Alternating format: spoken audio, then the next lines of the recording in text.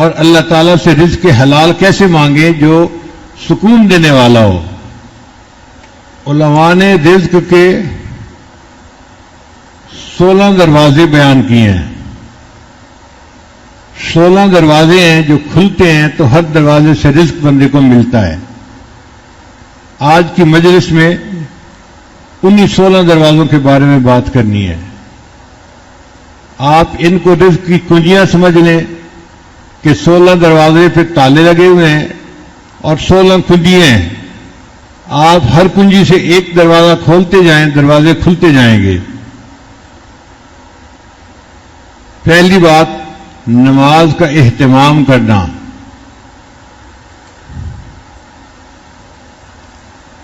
تعدیل ارکان کے ساتھ، سکون کے ساتھ، تسلی کے ساتھ باقاعدگی سے نماز باجماعت پڑھنا، یہ رزق کے لیے پہلا دروازہ ہے.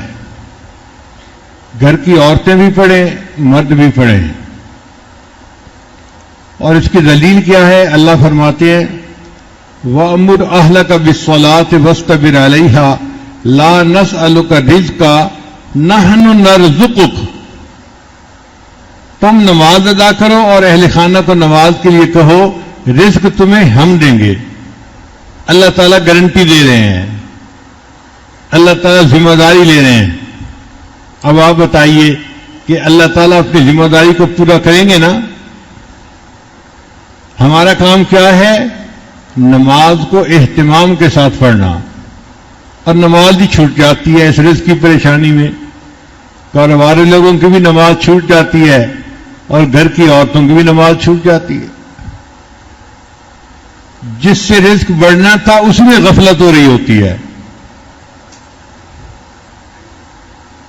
وہی مسجد میں نظر نہیں آئے، او جی بس دفتر کی پریشانی ہے، ختم ہوگی تو میں آ جاؤں گا. ہم انتظار میں ہوتے ہیں کہ پہلے پریشانی ختم ہو پھر ہم نماز پڑھنے آئیں گے. اور اللہ چاہتے ہیں کہ یہ نماز پڑھنے آئے اور اس کی پریشانی کو میں ختم کر لوں.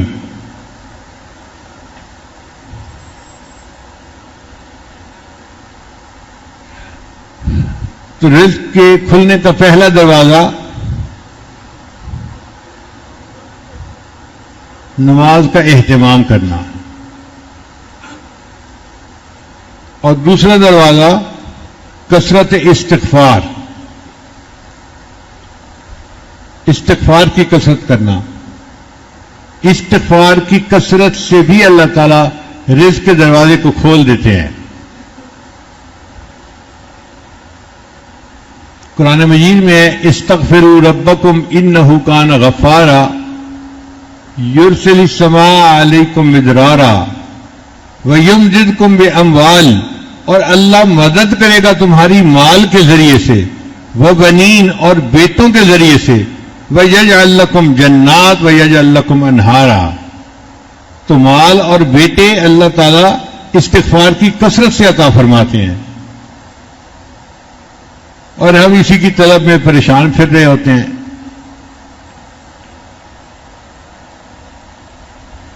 امام قرطبی رحمۃ اللہ نے لکھا ہے کہ گناہوں کی معافی مانگنے سے بارش ملتی ہے اور انسان کا رزق وسیع ہوتا ہے. پھر حدیث مبارک ہے من اکثر من الاستغفار جعل اللہ له من کل ہم فرجا ومن کل ضیق مخرجا ورزقه من حیث لا یحتسب. جو بندہ کثرت سے استغفار کرتا ہے اللہ اس کے لیے پریشانی سے نکلنے کا راستہ نکال دیتے ہیں اور اس کے غموں کو دور کر دیتے ہیں، اور ایسی طرف سے رزق دیتے ہیں جہاں سے اس کو خیال ہی نہیں ہوتا کہ مجھے یہاں سے بھی رزق مل جائے گا. اللہ وہاں سے بھی رزق عطا فرما دیتے ہیں.